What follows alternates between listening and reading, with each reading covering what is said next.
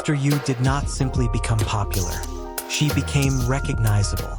From the beginning, her presence in Cbiz was defined less by mystery and more by immediacy. The laugh, the playful tone, the unfiltered reactions, the way she turned variety moments into viral shorthand. Audiences did not have to learn who she was over time. They felt as if they already knew her.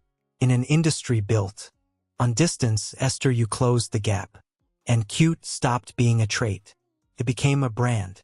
That brand traveled faster than any single drama. Clips spread long before plotlines were discussed. Memes outlived episodes. Interviews generated more conversation than character arcs.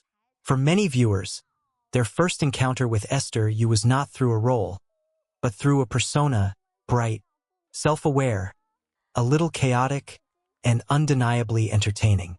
This was not accidental. It was a form of power. C-biz rewards what it can instantly identify, and Esther Yu delivered recognizability on arrival. Casting her meant importing an existing emotional tone. Marketing teams knew exactly which moments would circulate. Shows knew which scenes would be replayed online. She became a guarantee of attention in an attention-driven market. But every strong brand carries a shadow. The more clearly cute defined her, the harder it became to separate the actress from the image. The audience learned to expect a certain rhythm, a certain expression, a certain way of being on screen. What began as authenticity gradually solidified into expectation. By the time the industry fully embraced Esther Yu, one truth had already taken hold. People were not just watching her roles. They were watching her. And when the persona becomes the product, the question quietly changes from can she act to can she ever be anything else?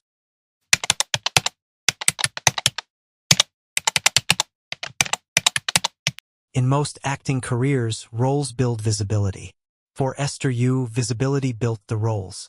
Her rise did not follow the traditional sequence of training, breakout performance, then recognition. Instead, recognition came first through variety shows, social media presence, and a personality that translated perfectly into the language of the internet. She understood timing, reaction, and how to turn unscripted moments into lasting impressions. C-biz noticed not just an actress, but a generator of attention. Attention accelerates everything. Producers could see immediate value. Casting Esther Yu meant guaranteed discussion, free marketing cycles, and an audience already emotionally invested in her presence. In a market where countless capable actresses compete for notice, she arrived preamplified. The path that others walked, she crossed at speed. But shortcuts always alter the journey. Because fame came from persona, the conversation around her reverses order. Instead of asking how a role shaped her image, people asked how her image shaped the role.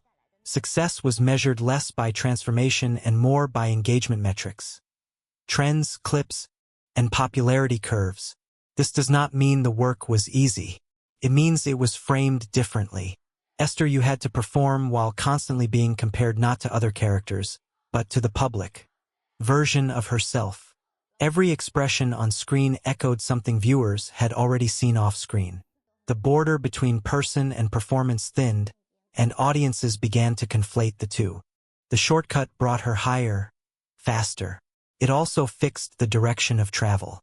By the time the momentum settled, Esther Yu stood in a rare position, famous enough that the industry no longer questioned whether she could attract viewers, but famous in a way that made every role orbit the same gravitational pull, her persona.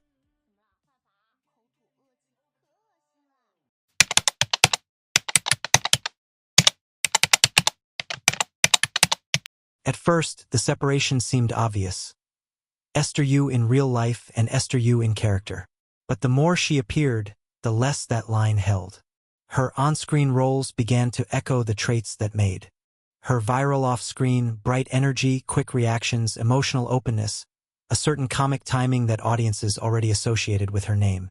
Even when the script demanded something different, viewers looked for the familiar. They waited for the laugh, the sparkle, the signature cadence. And when it appeared, it felt right, almost inevitable. The persona had followed her onto the screen. This was a double-edged success. Characters became memorable because they carried her imprint. Series gained traction because they felt like extensions of the Esther Yu experience. But the very strength of that connection made transformation harder. Instead of disappearing into roles, she often seemed to pull roles into herself. Critiques reflected the same pattern. Praise highlighted charm, presence, and entertainment value.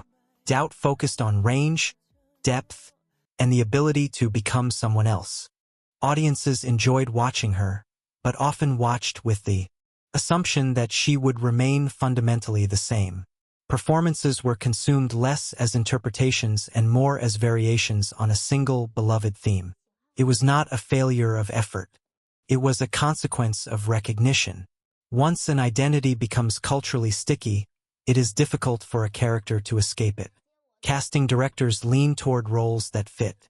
Marketing emphasizes what is proven to work. Viewers reward familiarity with engagement. The ecosystem begins to reinforce the very box an actress may quietly wish to grow beyond.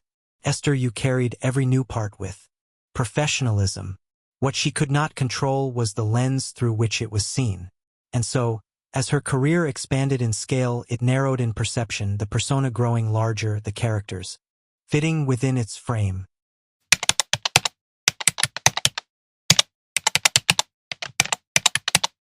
Esther Yu is well-liked, just not unconditionally. The audience applauds her, but inside the applause there are boundaries.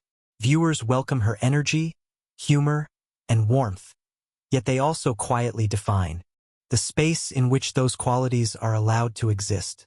She is celebrated, but celebrated in a specific way. The pattern is clear. When Esther Yu delivers the familiar, cute persona, public response is immediate and enthusiastic. Clips circulate, comments multiply, and engagement rises quickly. But when she reaches for something outside that frame, the reaction changes. Curiosity turns into scrutiny, and support becomes conditional. The compliments start to carry qualifiers. She did well, considering her style. Or, this is good for Esther Yu. Approval arrives, but it arrives with terms attached. That is the hidden tension beneath her success. She is not rejected. She is defined. The market accepts her, as long as she remains inside the version of herself that prefers. The moment she stretches beyond it, she must argue not only for the role, but for the right to be seen differently at all.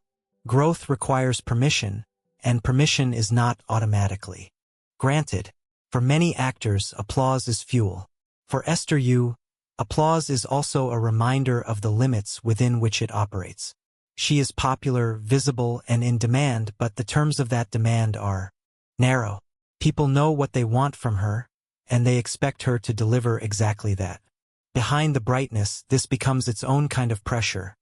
Not to succeed, but to succeed in a very specific way.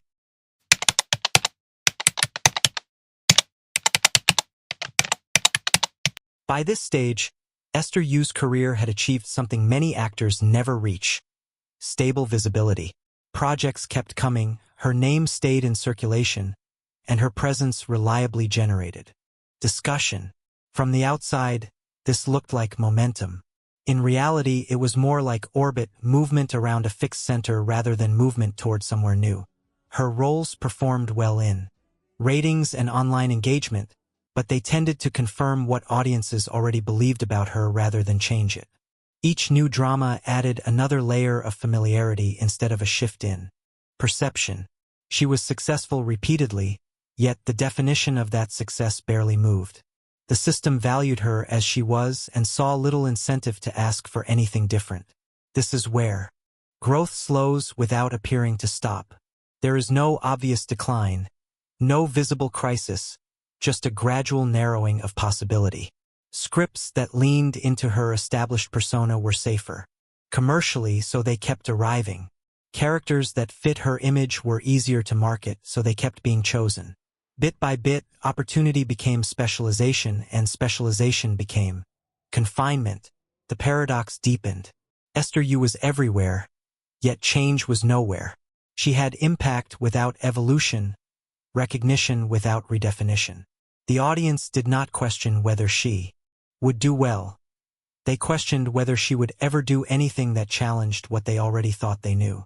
It is a rare situation. Success that sustains itself while quietly preventing the next stage.